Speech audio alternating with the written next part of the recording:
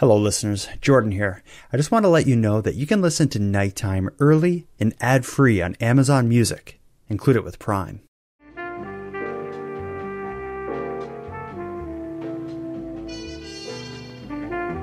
You are listening to Canadian Gothic, a series by the Nighttime Podcast.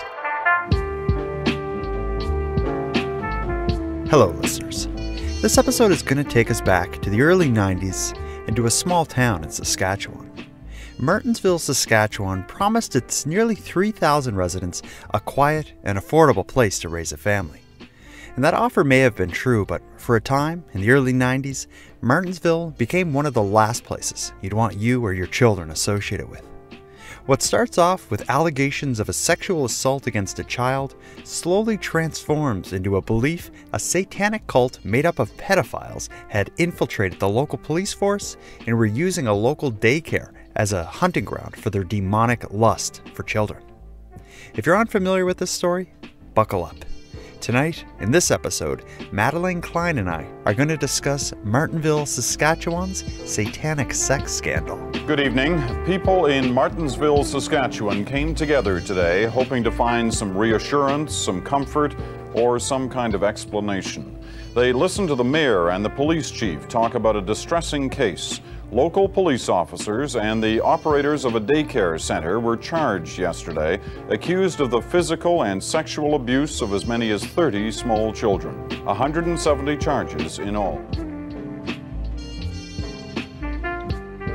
Ms. Madelayne Klein, you're looking vibrant and youthful. You got a certain glow. Could it be that Thank you. You're 14 months pregnant? That's right. It kind of feels like it. I'm getting to that point. But I appreciate that because I'm 35 weeks now. In terms of months, you're like 8? I'm 8 months, yeah. Okay. So I'll be 9 months in like a week. Okay. They say it's more like 10 months, your pregnancy. Really? Okay. Yeah. Well, in terms of the timeline of your pregnancy, let's just to put it out there to keep this exciting for people listening, you're at the point of your pregnancy where at any time things could start happening fast, including during a recording session of the Nighttime Podcast. Like right now. You never know. There has never been a baby born on the show yet. And that's why I'm like trying to schedule as much stuff as possible with you.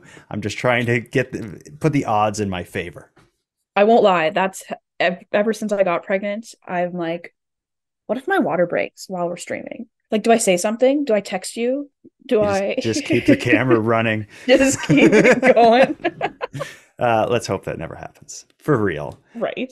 Well, let's get into our story, which is altogether different than discussing the upcoming Klein that's joining us. Are you anywhere near, like you're in Regina, Saskatchewan. Is that anywhere near Martinsville? Have you ever heard of this place? Have you ever visited this place out of the context of the story that we're going to be talking about? I know of it. It's only about 10 minutes outside of Saskatoon. Mm-hmm. And I had a friend move there years ago, just briefly.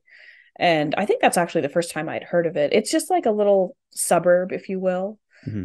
Bedroom community, which is such a weird label, but I hear that a lot. I don't even get it, but I kind of understand what one would be. But Martinsville, Saskatchewan is about 10 minutes outside of Saskatoon, as you said. At the time of the story we're going to be discussing, which is in the early 90s, the population was just between 3,000 and 4,000 people. So very tiny little place, the kind of place I assume that it's probably vague as far as where Martinsville begins and where it ends, when you're talking about that kind of population.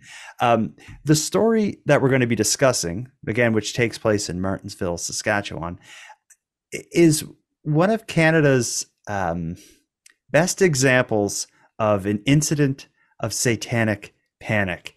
The story is almost as you read through it, it's almost too strange to believe that something like this happened in Canada, let alone happened in the early 90s. This sounds like something from Salem, Massachusetts, that kind of Salem witch trials, except, again, in the 90s, here in Canada, this whole thing had happened. You would have, I guess, just been born when people in Martinsville, Saskatchewan believed that a satanic cult within the police and beyond was raping and molesting children. Uh, did you know about this before it became? I guess I think most people probably have heard about this recently as a result of CBC taking interest in the case. But did you know about this before? No, I just learned about it through like TikTok a couple months ago. Mm-hmm. And I would have just been born when the trials started in 93. So like I wasn't even around in 91 when the whole investigation happened. Um, but yeah, no, it's very odd. I asked my dad if he remembered it, and he said yes. But like you said, it's like when I think of satanic panic, I think of like the West Memphis Three, and Mm-hmm. not Martinsville, Saskatchewan. Yeah, you think of like the southern U.S. is where Yeah, the I Bible would, Belt yeah, and but you would most associate this idea of secret satanic cults within society preying on children. But no, this was, as we get through the story, it happened in Canada in a big way. And the details of this case are just shocking. Let's jump right into it and start at the very beginning of the actual Martinsville Satanic Panic beginning. Because it starts, I guess I wouldn't say normally enough, but it starts in a way many cases of child sexual abuse become discovered.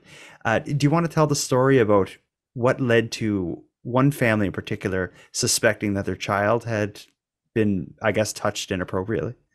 yeah, and like it started before it started, Mhm. if that makes sense. And we'll get more into it. But in like late September of 1991, a woman was, and I believe she was a nurse. She was bathing her 2.5-year-old daughter, and she noticed some like irritation around her like bum, and Mhm. it looked a little bit different than diaper rash. And Mhm. she was like, this is odd. So she started, delicately questioning how do how do you ask a 2.5-year-old something like that? What's going on with your, these marks on you or whatever. And it's like, Right. as someone who's raised at this point two and a half year olds for a period of time, things like like diaper rash and stuff like that's not uncommon. Like it happens a lot, but I could you kind of know what to expect. I could see how something could stand out as different. In this case, it's a nurse, so you would think she would have even a better understanding of what's normal to be on a 2.5-year-old skin, let alone near their private parts. So as you Right. described, when she's like, "Huh, this is odd," and I believe this starts on a Friday. She starts asking her 2.5-year-old daughter throughout the weekend questions like, "Is anything weird happen? Did you hurt yourself? Like, what could be going on?" And at first, it seems like it started with like, no, nothing. Like I don't know what's going on, or I don't know why that would be there, I guess, but in a 2.5-year-old's voice. Um, but by the end of the weekend, the 2.5-year-old revealed to her mother that a stranger at her daycare had been poking her with a pink rope. That is the explanation that she gave her mom. And if I heard a 2.5-year-old say that to me, I think I'd be pretty much immediately on the phone with police or going towards daycare. Well, absolutely. And like I don't yet have a toddler, but Mhm. 2.5 is pretty young to be communicating really any information. Mhm. It's true. So yeah, it's just like it would be hard to decipher anything, Mhm. that any information that she was willing to give. Yeah. So the idea that a stranger was poking her with a pink rope, that just doesn't seem like, if your kid says that and it's happening at daycare, that's not something that should be described as as happening in daycare. The No. daycare, and now this story, as you can imagine, the daycare becomes kind of ground zero for a lot of it as a result of the 2.5-year-old saying this to her mom. So we should talk a little bit about the actual daycare and the people associated with the in-home daycare, the Sterling family. Want to tell us a bit about them? So the Sterling family was like a well-known family in Martinsville. How can you not be with a population of 3,000 people and probably one of the only daycares? Yeah, it seems But like it may have been, if not one of the only, maybe the most established, because the mother, Linda Sterling, in the family, she was known around town for, providing daycare and babysitting services to, a who's who of Martinsville's elite. Right. So there were the parents, Linda and Ron Sterling, and they had their unlicensed daycare through just their home. Ron Sterling worked at a correctional facility nearby and was also very friendly with a lot of the Martinsville police officers. I'm not sure if he was also friends with like Saskatoon police officers, but it was said he had close connections to law enforcement. But I would think being a correctional officer, How do you not? You could probably be. I think you would just fit in with police. Yeah, You're kind of from the same place, sort of. damn near. Yeah, Like it's about one step below a police officer, and yeah, and not only that, Ron was also well connected. Just within, he was very involved in the community. I think he coached a baseball team. And he was just kind of one of those guys that was like everyone knew him, and he was involved in like a little bit of everything. So a well-connected family in up until now, a respected, established kind of daycare babysitting. I'm calling it a daycare, but it's more like, I guess when you say an unregulated daycare, that usually means like a lower number of children, like it's like 8 kids or something like that, where more than that you'd need to be regulated. And so they did this out of their home, but it was more than just the two of them there. So I interrupted you. Go on. And then I believe it, because they had 4 children, but their youngest was 23 years old at the time, and he still lived at home. His name was Travis Sterling. And they also had a teenage girl. I believe she moved in when she was like 13. I believe her parents and the Sterlings knew each other, but she just boarded there. She lived there. Yeah. It's a unique kind of situation. But yeah, there's the 2 parents, their child, Travis, and a underage, still, as far as I can tell, unnamed. I haven't seen their name anywhere, but that's because they were underage when these alleged crimes or allegations will be made. But that underage child living in the home does get kind of mixed up in this whole thing as we go. So anyway, as we talked about originally with the mother seeing the odd rash or marks on her 2.5-year-old's bottom, hearing the daughter say, someone at daycare poked me with a pink rope. That story comes out over the weekend. First thing Monday morning, the parents of that daughter are going to the Martinsville Police Department to let them know what's going on. And at this point, they believe it to be a sexual assault, and they already have come to their belief that the Sterling's live-in son, Travis, is likely the person responsible. That may be because the daughter described it as a stranger. The daughter would have been able to describe the parents, the Sterlings. So Travis, their son, would have been a stranger. So maybe that's why they felt, he was the person responsible. But needless to say, come Monday morning, they show up at the Martinsville police station to make the report of a sexual assault against their daughter. And when we hear of Martinsville, and we hear a town of 2,000 to 3,000 people, is it not a surprise? Is it a surprise to you? Because it is to me that they have not only their own police station, but they have their own police force. Right? Usually RCMP cover like rural areas, for lack of a better word. But yeah, the fact that they had even a small force of their own was very odd. And it would have been very expensive. Yeah, but I think odd and probably inefficient. But as we will hear, certainly ineffective, because I don't know if I've heard of a more messed up police force than what was going on at the time in Martinsville. So the police force that the family shows up to report this to is a mess, to put it lightly. The police force it has 9 people on the force, so it's a small police force. The training is very subpar, bare minimum kind of training, almost non-existent. Almost like, non-existent. You want to be a cop? You're in. Like, so that they've gained a reputation for having poor investigations, shoddy police work. It was so bad that at the time of this case, of the 9 staffers that the police force had, one was off work for injury, like got hurt. The chief of the police was actually suspended at the time due to poor police work, as was one of the officers. So they were down to 6 police officers at the time, but there was a young officer who temporarily took a job with the Martinsville police force to fill in as these suspensions and whatnot played out. And it was that officer, her name is Claudia Bryden. She was the one that was assigned to investigate the report of the abused child at the daycare. Do you want to tell us a little bit about Claudia Bryden? Because I think she comes from your neck of the woods, or at least had some background in your neck of the woods as far as policing. Well, kind of. She did her police training at the Regina Depot, which all RCMP does. We're the only school. So every single RCMP officer across the country has come through Regina, which I've always found is odd. Why wouldn't you have another school? But whatever. So she did her schooling in Regina, like all RCMP officers do. And then she was stationed in Manitoba. Working for the RCMP in Manitoba. For the RCMP, yeah. And then I believe she got married to another cop. I'm not sure if he was an RCMP or city police or whatever, but they ended up moving to Saskatoon.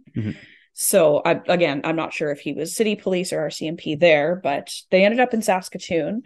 And that's where she was offered and it was supposed to be very casual, like I think weeks. A temporary assignment of like 6 to 8 weeks. And when Miss Bryden arrived in Saskatoon for her husband to work there and whatnot, when they moved there from Manitoba, she left the RCMP. She was planning to stay off work and raise her children, but due to the situation in Martinsville, she was asked to come back in temporarily to kind of pick up some slack as the Martinsville police force got its stuff together. So she agreed to do it.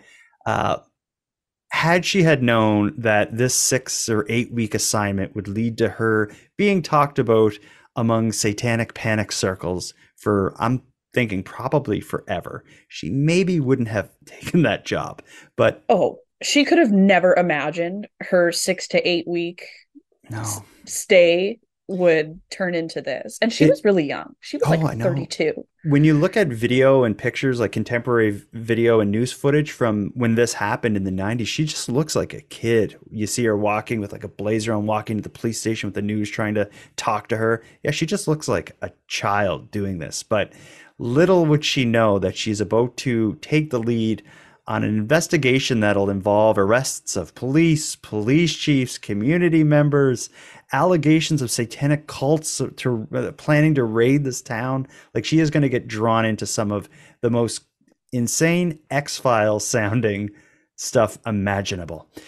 And keep in mind, even like Claudia Bryden, she went in with the best intentions too. None of these police officers were adequately trained for what was to come. To investigate allegations of sexual abuse against a 2.5-year-old would require like very specific, specialized training that I think even the best of the best in the early 90s probably wasn't as capable as like what we know now and what police would go through today in 2020 as far as handling those kinds of situations. Because absolutely. And that becomes a big part of this story. Because the investigation certainly involves police officers sitting down and trying to get stories out of children. Let's move on to discussing the investigation into the original report of a sexual assault against the 2.5-year-old child at the daycare. So again, the parents firmly believed that there was a sexual assault had happened to their child. They did take the 2.5-year-old to a doctor who examined her and said there's no evidence or no signs of sexual trauma or anything having happened to her. So we can't say anything happened, but that wasn't enough to dissuade their belief that Travis likely was the person responsible. But I just wanted to mention that because it's like, from how much evidence that anything happened throughout this entire story becomes important. This is the part that kind of confused me, because I told you I read the book about the trials that went on with this, and two young boys testified. And during the testimonies or whatever, it was describing how, they were also looked at by medical examiners, and there were physical signs of abuse and trauma. But this book also said that it's impossible to for sure pinpoint sexual abuse without the presence of semen. Hmm. And I thought that was really odd because half of the people accused are women. Good point. So Yeah, what were they I'm looking for? just right. And after a certain amount of time, it's it's not it's not like that sticks around. Hmm. There's obviously other physical signs that indicate sexual abuse, but I just thought it was very strange that that would be the only surefire, like, yes, this happened. But another thing is, as the story goes on and the allegations come out, it's not only sexual in nature. There's also just allegations of just torture and terrorizing of children. So I could see, if you took a look at the legs on my 5-year-old right now, if he had said somebody has been beating me in the legs with a stick and showed you his legs, you'd be like, yeah, it looks about right. Like his legs are so beat up. I wonder if it could even have been something like that. But let's get into the investigation and how these stories begin to come out. Why don't you pick it up with Claudia Bryden first starting on the trail of the Sterlings, looking into their background, because something comes up there that's interesting. Well, yeah, she started investigating, and it was someone, I'm sure someone at the police station had told her that years ago in 1988, Travis Sterling, the 23-year-old son, had already been accused of sexually assaulting a 9-year-old girl within the daycare. Mm-hmm. And after searching, and she says it's a miracle I even found anything, shoved in the back of an old filing cabinet, she found a 1-page report of the allegation against Travis Sterling, handwritten with like 3 little handwritten, not even notes, they were like scraps of paper clipped to the original, or to the page of loose leaf that was this report. So she, 3 years prior in 1988, another young girl said that Travis Sterling sexually assaulted her. However, it was reported and nothing. And that was it. There was like, that was it. No police work done, no investigation. It was like, it was reported, written down, and the piece of paper was jammed in the back of a filing cabinet, only to be found several years later when he's accused of something again. But oddly enough, that prior allegation is enough to kind of kickstart this investigation, because it seems like a day or two later, based on that prior allegation years ago, 3 years back, that hadn't been investigated, there's enough there for them to arrest him. So like, I'm thinking maybe they just want to get him in the station or something, but they do go and arrest the young man for the allegations several years prior while they're still investigating this new case at the daycare. Right. Which I don't know how legal that was or anything like that, but an accusation from 3 years prior that was totally swept under the rug, that would be enough for me to convince me. Like, it's the same person. The accusation is coming from a child from the same daycare. It would be enough. Home. You mean it would be enough to convince you that he did something? Right. That at the very least, like, that's quite a bit of smoke. I think very few people are accused of molesting children twice in a 3-year period. Right. Exactly. Well, he's arrested based on this prior allegation. But while he's in custody, Travis is in custody, the investigation into the daycare really begins to kick off. And the way it's done is, since these are allegations of crimes against the children at the daycare, what Claudia Bryden decides to do is reach out to the families of children who have children at that daycare, to begin trying to talk to the children to see if anyone had an experience to share similar to what the original child had described. So she begins to track down, and interview all these other children.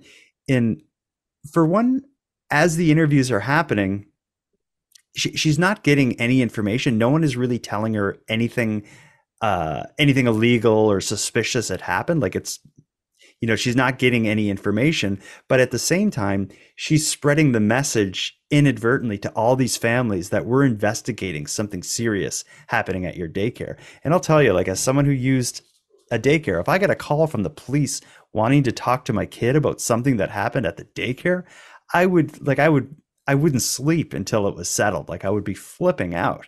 So Yeah. this isn't one family flipping out. It's all the families in this small town who use this daycare. So as the rumor mill in this small town swirls, people start talking, and I think I can understand how maybe people's imaginations start to get the better of them. And maybe that's why, as the questioning goes on, the stories begin to change from nothing happened, my kid has nothing to say, to, well, there was something, this, like, stories begin to come out, and Claudia Bryden and the other investigators seem very willing to entertain any allegation from any child, regardless of age or regardless of merit or evidence behind the allegation. Things go from nothing happened to something horrible was happening. Well, and it was like months after the original investigation started. It was taking her months to find and interview all these families. This has been I going guess it on. takes time. But that just gives more time for rumors to start. That's true. Mhm. But yeah, so after these allegations started, months later, there were allegations of children being taken out to, it was like a blue building basically on an acreage, where they were put in cages and in freezers and like tortured, sexually assaulted. And then this is when the accusations on other police officers come in. I don't know what came first, whether the children said, yeah, like someone in uniform also did this, or if they were shown photos and said, like, identify people. But all of a sudden, police officers from 3 different forces are being accused of participating in these rituals and events. Yeah, it happens really fast. So the initial allegations that start to come out are a bit softer at first. It's I was touched, like, and I'm speaking on behalf of the children's allegations. Like, I was touched while they had a gun pointed at me. They made me take my clothes off and take pictures. Like, these are kind of the early allegations came. But that's when, it's almost as soon as that started, this rumor started going around that the children were being taken to another house outside of the city, or outside of the small town, a blue house, like you described. And so the police began investigating, like, what is the story of this blue house? And it's alleged that they were specifically asking the children, were you at it? Like, with leading questions, like, did they take you somewhere? Did they take you to a blue house? Were you at the blue house? And kind of coaxing to get the answers. But they started getting children to say, like, yeah, like, we were removed from the daycare, taken to a separate house. And that's where the really bad stuff happened. And just as you described, like, we were in cages, we were in a freezer, I was, beaten or tortured. And this is young children giving this information to the police officer. But when it becomes that police begin to suspect each other, is one of the children, like, when they were asking, who are these people that were doing this to you? One of the children said they were all wearing uniforms just like you are. And that led them to be like, oh my gosh, like, this was cops. This could have been cops doing that, which then led to showing them photos of all the Martinsville police. Like, you recognize any of these people? And then they were moving on to other police forces. And, there's a lot to say about the way these children were questioned, within how the questions were leading questions that were leading to an answer that led to, allegations against police. But regardless, it's very quickly turned into the people at the daycare are responsible. and the police are in on it. So it picks up quick. But we'll get into now the search for the blue building and what that leads to, because of course police are looking for solid proof that something had happened. When the children are saying it happened at a blue building, they begin searching for a blue building in Martinsville. Initially, they don't find one, but they do find one just outside of the city. When the police look in the window of this building, they see a freezer, a cage for like an animal. There's like an axe leaned up against the wall. So it looks like a horror show that they actually find. And I'm pretty sure it was like the mayor that eventually found it. He like took his own little like jet or his own little like plane and started looking for it and found it. It was like something bizarre like that. Yeah, like flying over Martinsville looking for it. And he finds us. But the police investigate the building. They do a search. They find no evidence that any children had been there. There's no sign of, these like bizarre like sexual abuse parties with police or anything. Like there's no evidence of any of that. But they find nothing. Like at all. No blood, hair, semen, nothing. And see, this blue building is where because right away I believe the children, and I believe something happened. And I also believe something happened at this building. But like it's wishy-washy, because even if you clean a crime scene, you can't clean it like that. Like even the most trained police officer with crime scenes, you can't scrub a place free of any evidence whatsoever. It would be super hard. However, I'm pretty sure they did have notice before the actual place was looked at. But also, in this book that I read, the owner of the building was questioned and appeared in court. And he said, like, yeah, like, whatever, I own the place. But he was always away. And I know this doesn't mean anything, but there were a bunch of other witnesses that were interviewed, and they lived on farms around the building in question. And they did testify that they would constantly see police officers and police vehicles. Really? I didn't know that. On the road. I think it was called like Power Line Road or something like that. But it's a rural area. It's a gravel road. And they said, yeah, like, and more than one witness said, yeah, like I would always see these police cars and vans near this building and around this building. And for what? Why would they? Yeah, interesting. I had not heard those reports. As far as I had heard, there was nothing to connect anyone to this blue building, with the exception of the fact that it was a blue building. And also, one of there were two little boys interviewed and who testified at one of the trials, and they said that they had been taken there. One of them identified, I believe, a waterbed that there was no photos of, but they identified a waterbed that was there. And another one identified that the freezer was blue on the inside, and it was. But the photos that these children were shown, I believe the freezer was just closed. Okay. So it's like, I don't know. I've seen enough of the footage of the interrogations, or moments of the interrogations, that are just ripe with leading questions. Oh, okay. And like the children will eventually land on the right answer and then be congratulated by the police. Like, you're doing a great job. Thank you. Like, there's a lot of that happening. Eventually, like, those interrogations will be not valid or not worth anything when push eventually comes to shove. It's like a coarse confession. They just probably wanted to get the hell out of there. Well, there was something compelling. It was probably them. So long. Yeah. Oh, for the child. Yeah. Like, yeah. And not only that, it's a little kid just wants to make the adult happy. And if you answer A and they're like, "Are you sure A? Are you positive A?" You'll be like, no, B. Great work, Jimmy. Thank you. Like, you're doing an awesome job. All right, so it's B.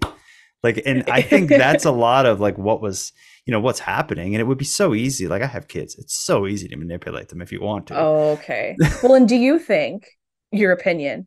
Do you think this was done maliciously by the investigators, or were they honestly trying their best to, I don't know, get get the truth? Well, Or it's hard to say because at this point, they're beginning to point fingers at each other, and some cops are being asked very difficult questions by right, their peers. So I can't imagine what would motivate police officers to, point the finger at each other and community members, pointing fingers at their community members. I think this is like what's about to happen is like a case of mass hysteria, if you ask me. Um, and it's only going to pick up just after the part of the story we're at. Like so far, what we've talked about is kind of like before it goes crazy. we're just starting. Yeah. It's about to go crazy. So when they found the blue building, they found no evidence of the kids having been there. They show the children in the investigation. They show photos of police officers. The children identified several police officers, which led to them being suspects. As the investigation's all happening, and here's where it starts getting weird. The children, of course, are receiving counseling. And one of the first allegations of this having any kind of connection to satanic activity seems to come from something one of the children say in counseling. The counselor calls the police officer, the lead investigator, and asks her if she's ever heard of satanic ritual abuse, if they know anything, if it's come up in any of the other cases or investigations or questioning. And the police officer's like, I have no idea what you're talking about. Like satanic ritual abuse was kind of a newer term and a new concept at the time. So that word gets injected, or that concept gets injected at that point. But then again, at the same time, I mentioned that the police chief in Martinsville had been suspended right around the time these allegations surfaced. Just as satanic ritual abuse becomes mentioned in the investigation by this counselor, a new police chief is hired. His name is Mike Johnston, and he's credited as being kind of the driving force behind the investigation, moving from, a pedophile ring to a satanic pedophile ring. He seems very interested in there being a satanic connection and pushing the investigation in that point and that direction. So it's from like this point on that the belief of the investigators and the community, because it spreads fast, is a belief that it's a satanic cult abusing children through a daycare in Martinsville, and that police officers are involved. That's where the investigation begins to turn. And when I say it's a belief and, people are truly believe that this is happening, it's I can't understate that enough, because almost immediately the police force begins to believe that not only are Satanists within the community preying on their children, but there is about to be a massive invasion of Martinsville. That's, I guess, the next little moment in this story. And I think this one's important to share because it really gives a sense of how seriously the law enforcement was taking the satanic element. Do you want to tell us about the tip that came from a local pastor that led to one of the craziest moments in this story?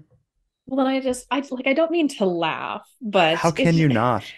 it wouldn't be a hard sell. Back then, like everyone was still super religious, mostly Catholic, I'm going to assume, Well, in it's only the 90s. this neck of the woods. If you called me and said a satanic cult is about to invade your town, get your guns together and get ready for war, I would be calling the police to report you as being in a mental health crisis or something. Like, right? there's no way I would believe it. But people ate it up and were like, oh, yeah. Anyway, so a tip comes in that a satanic group called the Brotherhood of the Ram. Mm-hmm. And Ram, I guess it means like devil. Yeah. I guess. They had plans to storm Martinsville and, I don't know, eat all their children or something. Kill people, steal children, wreak havoc, flatten the town, basically. And it was that tip, it came from a local pastor. It was taken so seriously by the new chief of police, Mike Johnston, that an emergency bulletin was kind of sent to all the police officers saying, like, whatever guns you have, like, get them in your cars and prepare for, like, brace for chaos. I Like think they were told to bring their weapons supplied from the police force and the weapons they have at home. Yeah, like if you have a hunting Which is rifle, bizarre. bring that. Yeah. So it was like they were I'll read you a bit of it. I have some of it was a memo sent within the police force, the Martinsville police force, on April 16th, 1992. I don't have the full thing, but some of the verbiage of it is: the indications are that tonight will be a very important night with the occult. The group in town is known as the Brotherhood of the Ram, with the ram being a reference to Satan. The group can and does offer human sacrifices. We expect churches will be targeted and buildings will be burned and children likely stolen. So it's, that's not the whole report, but they were ready for, Martinsville under siege by a satanic cult, and they were armed to the teeth. Police officers were interviewed recently on CBC about this event, and they described it as being the most horrifying night of their lives. Like, they were waiting at any minute to see, I guess, like, cloaked figures on horses with torches, just invading the city. They're waiting in their cruisers, on main roads, waiting for it to happen. And like, even the police officers are like legitimately scared, like preparing their families for them not to return and stuff. Like fighting, ready to fight for their life. A local cop and his partner are on high alert. They've been warned terrible things could happen that night, possibly even human sacrifice. A gang with ties to the occult is supposed to be heading for Martinsville. Constable Mike Swan is packing every gun he can find on orders from the chief. And he authorized us to go ahead and bring in our own guns and just be as heavily armed as possible. And at the time, I've got to admit that I had never been more scared in my life. I told a friend of mine if something did happen to me that he would make sure that Barb and the kids were looked after. In the end, no one dies. The satanic gang never shows up. And in the light of day, the whole threat would seem bizarre. But by this time, Martinsville was already 6 months into a nightmare where nothing is too strange. Nobody shows up. I don't understand how you can be so gullible. You could maybe convince me that this is going to happen because I'm just some nut. But like, police officers, you'd think they should be like grounded. They should be harder to convince that a satanic cult is going to invade your town of 2,000 to 3,000 people. And let's say the satanic cult did show up. Do you really believe they're like supernatural? They're just people. Just relax, arrest them. Yell at them. I don't understand. Yeah, no, they took it seriously. Despite the Brotherhood of the Ram not showing up and this tip being maybe not all it was cracked up to be, I think it does show that the police were on board with this is satanic activity. The mayor's already involved, flying around looking for the place. The chief of police believes satanic elements are at play. The local clergy or the local church is also on board on this. The community is talking about Satanists. This is full-on satanic panic. Despite nobody showing up, you would think that maybe that would be enough to have everybody question their actions. It isn't. Shortly after the failed invasion, or the imagined invasion, 2 months later, it's June of 92, that's when the arrests begin to happen. And this goes from satanic panic in the community to satanic panic in a courtroom.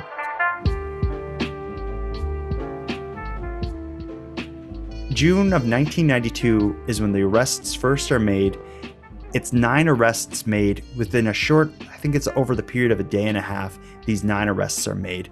The people arrested, of course, are the Sterlings, so the parents, Ron and Linda, their son, Travis Sterling, who is the first person the finger was pointed at, and then that underage child that was in their care, as well as 5 police officers, including 2 former police chiefs. So this isn't like, low-level police. This is important people. And between the 9 people arrested, collectively they were facing over 170 charges related to kidnapping and abduction, sexual assault, abuse. It runs the gamut of the worst crimes you could be accused of committing on a child. It's not good. Before we get on in the conversation, though, I'm going to play you a short news clip.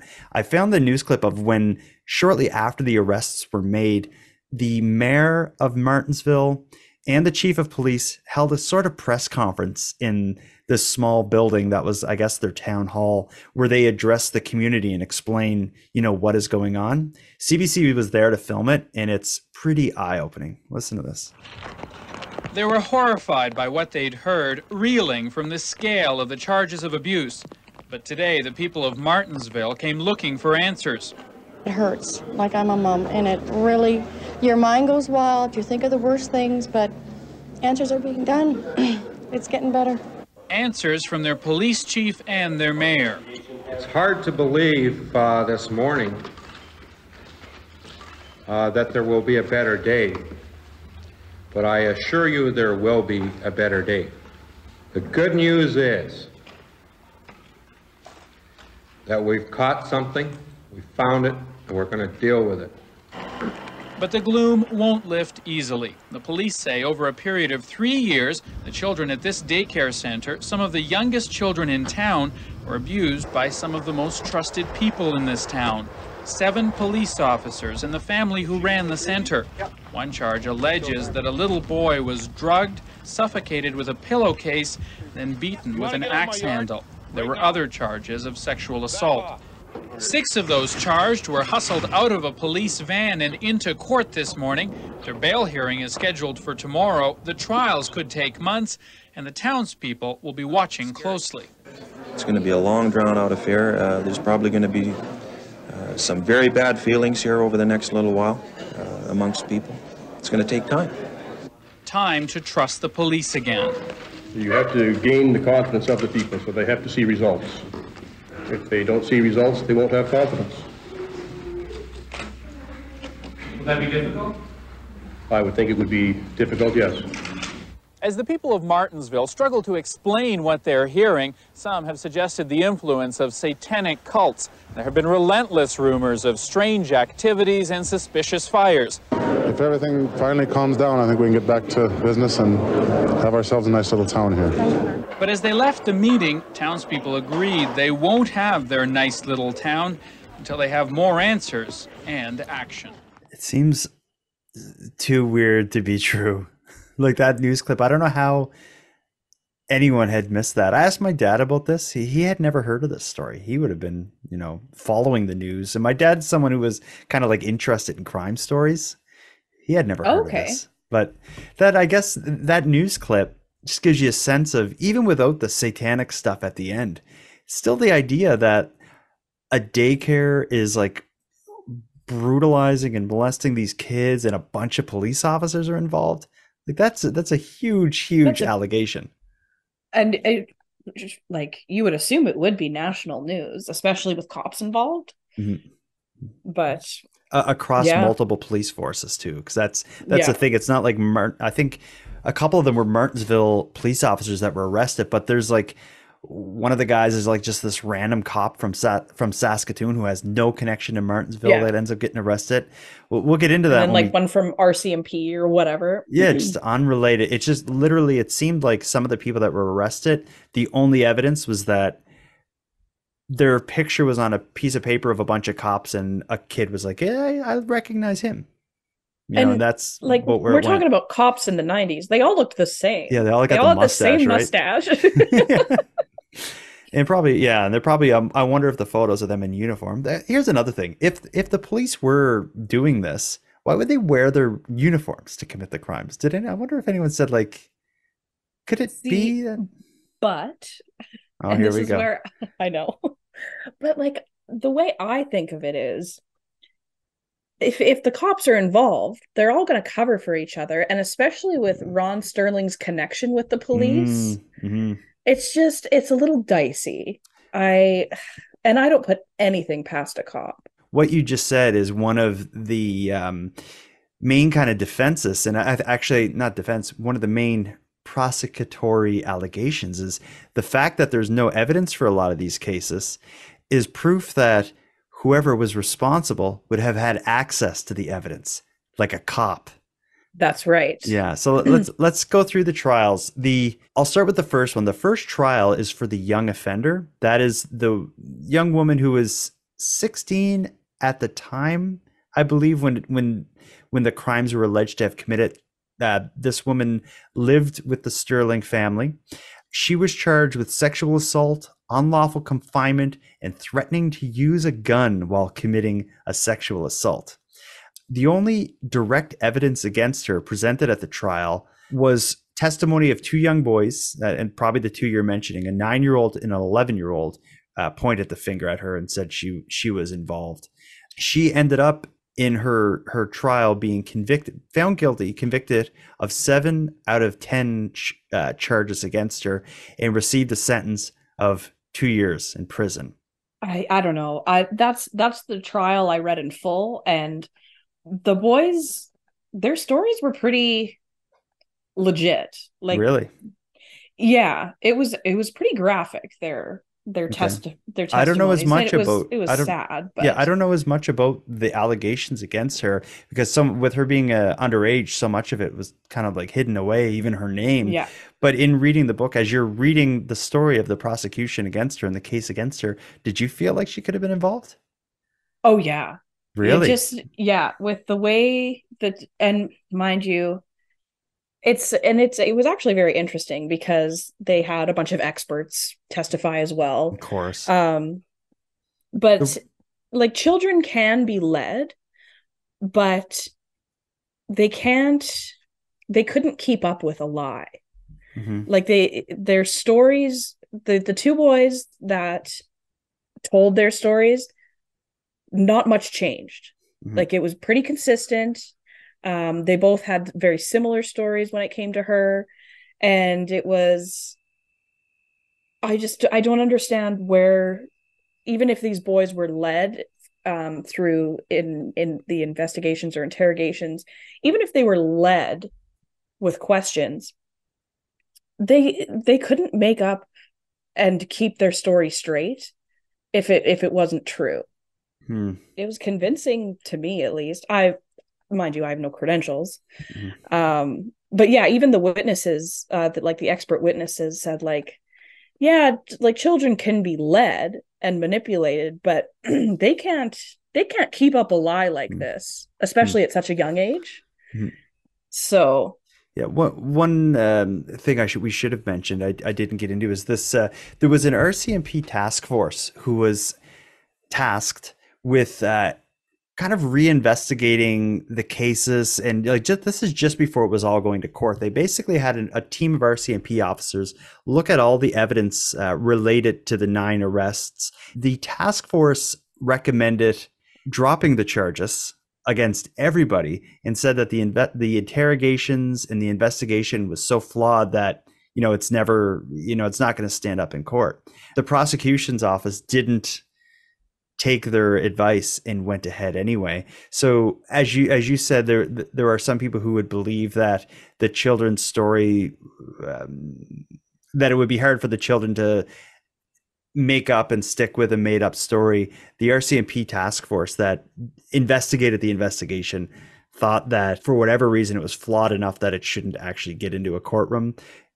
It did. This this underage person was convicted, and this is the first conviction in the story, but we'll come back to her because her time in court isn't done and her days in prison are a lot shorter than 2 years. Spoiler alert. And I also think it's worth mentioning that this girl, she was psychologically evaluated. She, at the time of the trial, she was 21, and both like mentally and physically, she didn't look like she was a 21-year-old adult, and she definitely didn't have the cognitive therapy of a young adult. Interesting. And during the trial, it was also brought up that she had been sexually abused as a child. Oh, interesting. I would love to know more about her. I get why they protected her identity and her background and stuff, but even just her living there and stuff, like I'd just like to know. Right. We'll get too. into our opinions and our thoughts as we get to the end. Let's get through the trials and then we'll come back to this. Okay. The second trial is against a police officer from Saskatoon. His name is John Popovich, and he spoke publicly quite a bit in CBC's coverage of this story.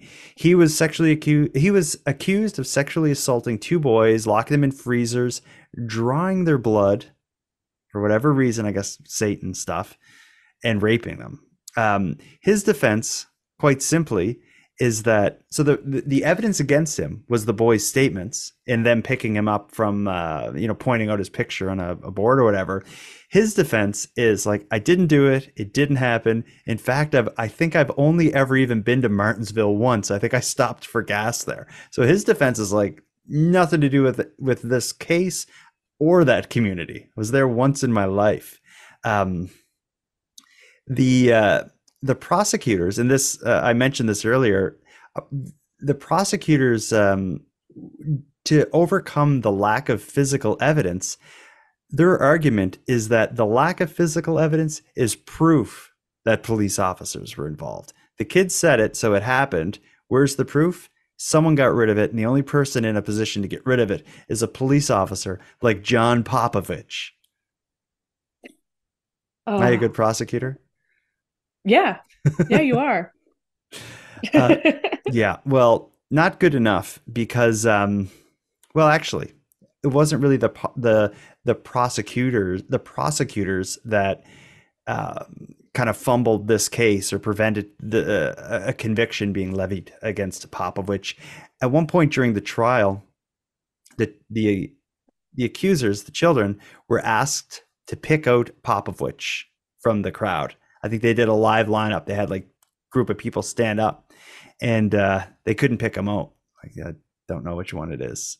And we kind of already covered this, but like I'm sure all cops looked the same back then. But it's also like men, it's so easy for them to change how they look. All they have to do is shave, and they look like a completely different person. Yeah, that's true. But yeah, no, I don't know. We won't get into opinions yet, but yeah, I don't know. This specifically was dicey. Yeah, well, the Popovich, he was charges against him were dropped, and in fact, in the judge's decision, it was a shade away from being like an apology for him having been put through this. They described the judge described it as like an unfortunate case of misidentification. Yeah, mistaken identity. Yeah, it's awful. Could you imagine as a cop, like being accused, whether you're a cop or anyone, being accused of murder is so much better than being accused of like abusing children in an organized like cult. Like that's the worst allegation. For that to be levied against a cop would absolutely destroy your career. And that's something in our talk tonight, we haven't really gotten into that yet, is like the people who were being accused, like this was destroying their lives, of course. Well, and it's the fact that even if it, and in the event the judge was like, yeah, sorry, like we know like charges are stayed, we know you weren't involved, that doesn't convince everyone. No. And there are some people that will never be convinced. Now, there was a movement at this time. People were putting little notes in their windows that said, "We believe the children." So even though the charges were being dropped or whatnot from some people, there was still a community movement to like, no, we know y'all did it. Yeah, exactly. Even to this day, 30 years later, this John Popovich, like there are people who still believe he's a satanic pedophile. Yeah, yikes. Next trial up, the third and final trial, will be against the Sterling family. The 3 of them, mother, father, son, are being tried together. They're accused of assaulting up to 15 children who were in their care. They were charged with using their home as a sort of hunting ground for the victims. The trial was a big deal. It ended up, at least at the time, I'm sure it's changed by now, but at the time, this was the longest trial in Saskatchewan's history. It lasted for more than 5 months. Do you want to give the result? The result was Ron and Linda Sterling were found not guilty on all charges. Mm-hmm. And then Travis Sterling ended up being found guilty on 2 counts of sexual assault. Oh, sorry, 6 counts. Mm-hmm. Convicted. Oh, on 8 charges. Oh, I thought it was 2. Yeah, he ended up he was convicted of 8 charges, 6 of them related to sexual assault. I'm not sure exactly the list of charges against him. I never thought to look it up, but I guess whether it's one or a bunch, it's like if you're found guilty of anything involved in this, that sucks. Well, if you didn't do it. It's very odd the way how they were all tried together. Mm-hmm. I think that's very weird. But mm-hmm. how do you try people together and find only one guilty? Yeah, because you would think I don't know anything about the process, but but you think you'd try them together if they were accused of doing something together, and if they did something together, they either did it or didn't do it. Not one did it. It does seem odd. But I wonder if it would be just like too expensive to try them all separately, or it would take too long, or I don't know. But there was also stuff going on, or decisions were being made to avoid traumatizing the children as well. Right. So it could have been something to do with that. It was. You're right. Yeah, and of course, society's so much better at that sort of trauma-informed approaches to things. We're much better at it now than we would have been in the early 90s, but that could have been a part of it. But Linda and Ron cleared. Travis found guilty, gets sentenced to prison. But after that case, perhaps because that case, we just glossed over what happened in the courtroom, but it didn't go well. The amount of charges were slowly being dropped as the case was happening because people were changing their stories. Evidence was being shot down. It was just looking, the case against them just wasn't looking strong. Perhaps as a result of that, after that trial, all remaining charges against the other people charged, the other police officers, were all dropped, as well as the underage person who was convicted. Their charges were dropped on appeal. They appealed and got off. So in the end, after all of this, the only person convicted of anything is Travis Sterling, who is also the guy that the finger was pointed at from the very beginning. So what started off as that person abused my child at daycare went from that to there's a satanic cult operating and the police are involved. And then in the end, it's no, the only thing we could prove is that one person molested her child at the daycare. Yeah. Well, and I think lawyers lost hope quickly because during the Sterling's trial, the 15 children that they were accused of assaulting, I believe all 15 were set to testify. And by the end of it, 11 of those kids, they said, no, we're not, we don't need, I don't want to say they dropped them from the case, but I think only 4 kids ended up testifying against them. And it was just because as time went on, I think the lawyers realized we don't have anything here. It's something that the fact that these got into a courtroom, despite an RCMP task force saying this case holds no water, we don't have enough, it's still going ahead. All this money spent, the longest court case in Saskatchewan history, only to end with the one conviction. I want to, it's hard to, what kind of gets lost in this is why he was actually convicted. It's hard for me because it gets so crazy that I'm none of this stuff is true. But could it be that he did do it? This one person did it in the investigation into his case, for whatever reason, I guess mass hysteria being the reason, led to such an insane spectacle playing out in rural Saskatchewan. That they were we have to charge someone. But then, if we go back to the beginning with the allegation from 1988 that went nowhere, why would that little girl lie? And, nothing happened for the longest time. I don't know. I think abuse happened under the roof of the Sterlings, but it got embellished. maybe Ron and Linda did not abuse children themselves. I have a feeling, though, that they knew about the abuse their son was perpetrating and tried to cover it up. I wonder.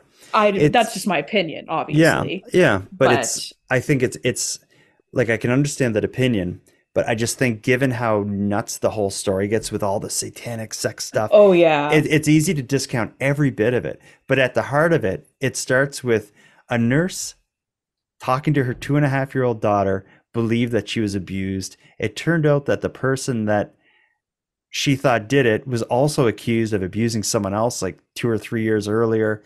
He had access to the children. What a coincidence. Yeah. Again, just think of it this way: as your kid tells you something like this, you believe it's, the son of the people who run the daycare your kid goes to, and you find out that 2 years earlier someone else said he was abusing their kids. That, for me, that's like guilty.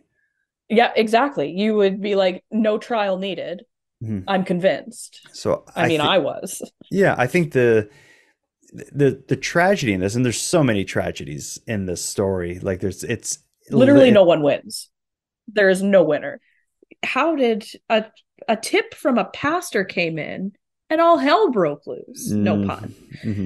Yeah, wow. Yeah, no hell broke loose, and they were expecting tons of hell.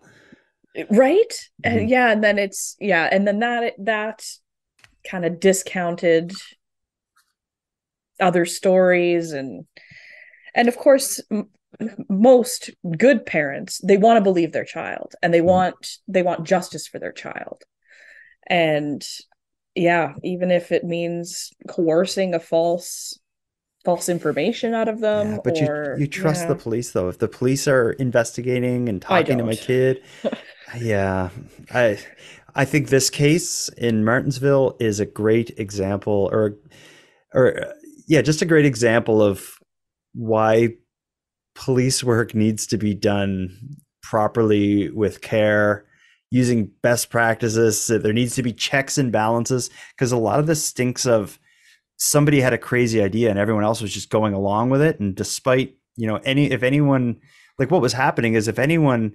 talked against the investigation into the satanic sex scandal, then they were involved in it.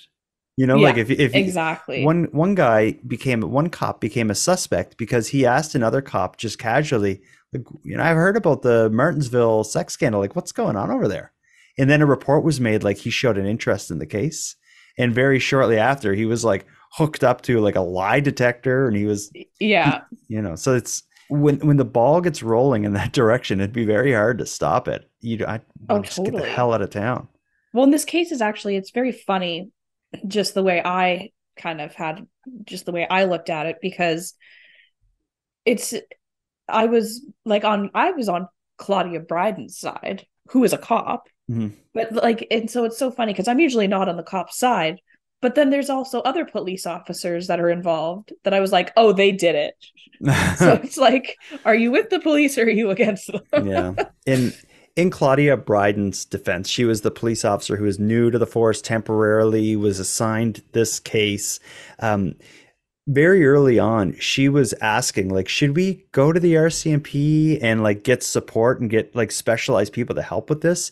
And there was a bit of this is not unique to this case, but there was a bit of like the Martinsville police force is like, we don't need the RCMP. We can handle this. We don't need to call, Big Brother and get him to come help us out. We got this. So she was also a woman. And she was a young woman. She was former RCMP. So like, of course, the ex-RCMP officer needs to get the RCMP over here. But the Martinsville police force was not interested in getting any help from the RCMP. They thought they were able to handle the war against the Satanists in their small town. Well, even at the beginning, she didn't really get any help or guidance from even her coworkers. Like, she was pretty much on her own. It seems with very little help from the Martinsville police. And man, it goes wrong. So like, we only scratched the surface here. There's way more to it. You talked about a book. What was the book called that you read? It was called Truth or Justice, the Martinsville trials. Okay. And it focuses just on the one trial for the underage minor, and then really? the Sterling's trial. Okay. It was in kind of 2 parts. Yeah. That's kind of interesting because everything I watched and read, like, it didn't spend too much time on the trial. So I'd be interested to read that. What I went through, there was a how did that work? There was a little, like, there was a publication ban until the trial was over. Mm-hmm. So they couldn't talk about the trial while it was going on, but then after they could, and there were, even with the Sterling's trial, there was stipulations on, like, the media could talk about the Sterling's part, but they couldn't say anything that the children said, and it was very odd. Yeah. Yeah. The stuff I went through as far as media is Fifth Estate by CBC. They did a documentary called Hell to Pay, which is like an hour-long piece that was really good. It included a lot of interviews with police officers involved in the investigation, including Popowich, who was the cop that was that ended up being found or being cleared of charges when the children were unable to pick him out of a lineup. He was involved in it, but I thought that was really well done. There's quite a few old news reports that I found on YouTube and through CBC's site that were interesting.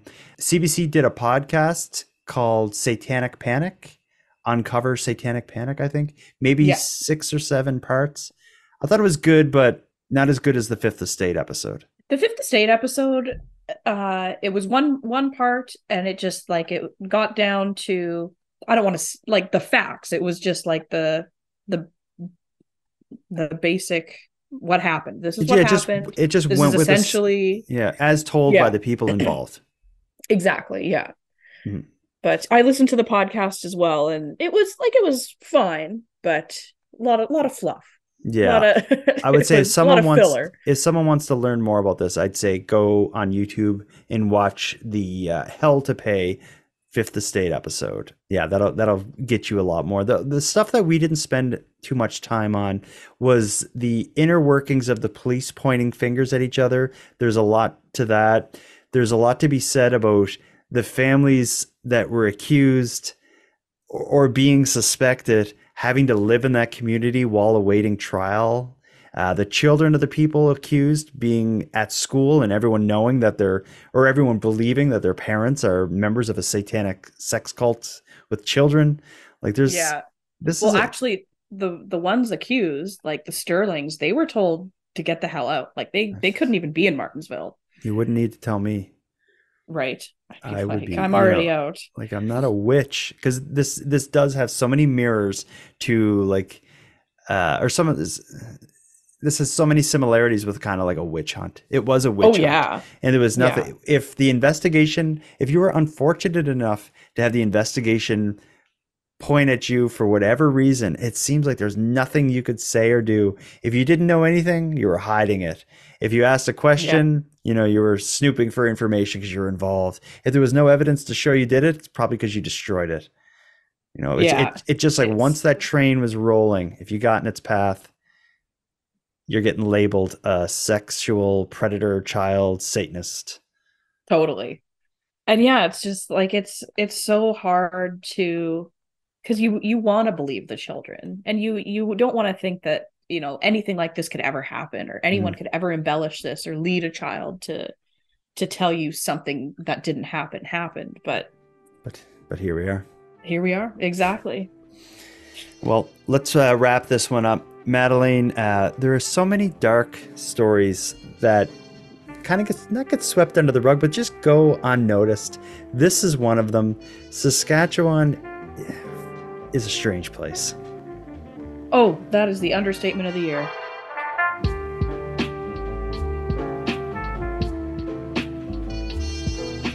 I want to thank you for joining Madelayne and I for this episode. Now, I wish I had something clever to say that sums up the issues at play in this story, but I can't help but feel that these sorts of mass hysteria events are almost human nature. I'm sure this didn't start with the Salem witch trials, and I can easily think of several modern conspiracy-type theories that involve serious accusations, an absence of proof, and a paranoid delirium that includes equal parts ignorance and confidence. What a world. Now, with all that said, I'm going to wrap up this episode, but before I do, let me give some thanks. First, a big thanks to Madelayne for sharing another evening with me and with you, the listeners of Nighttime. I'd like to thank LJ from the Dystopian Simulation podcast, who provides the intro and outro voiceovers, and Monty Datta, who provides the music.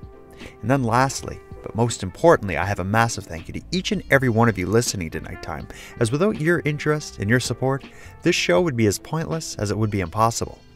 Now, on the topic of support, let me thank the newest subscribers to the premium feed. Camille, Mayshell, and the Middle Miller, thank you for going premium. And for anyone else who'd like to support the show but isn't currently subscribed to the premium feed, you can help us out here in a variety of ways. First of all, a premium feed subscription costs just a couple dollars a month, and that money funds the creation of the show.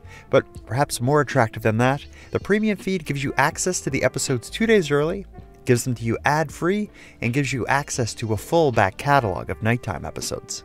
If that sounds like something you're interested in, you can go premium right now at patreon.com/nighttimepodcast.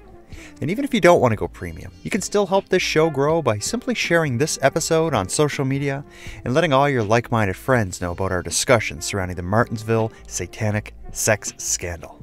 We thank you for helping us grow the show. Now, until next time, take care of each other, hug your loved ones tight, and let me know if you see anything weird. The Nighttime Podcast is written, hosted, and produced by Jordan Bonaparte.